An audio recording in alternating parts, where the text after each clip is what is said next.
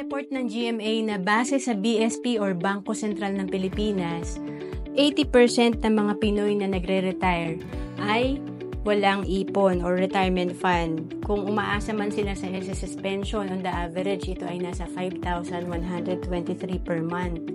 Pag tayo ay nag-retire, kasya kaya itong 5,000 plus or sabihin natin 15,000 per month? Kaya importante ay tayo ay nag-iipon ngayon pa lang na bata tayo. May sample tayo dito kung target mo makapag-ipon ng 5 million sa iyong retirement.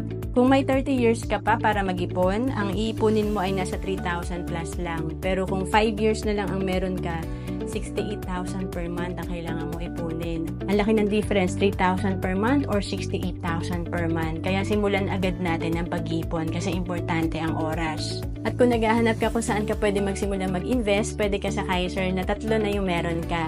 Meron kang investment, healthcare at life insurance. Maganda siyang pandagdag sa ating retirement. To know more about Kaiser, message mo na ako sa FB, Roan Celis Capistrano.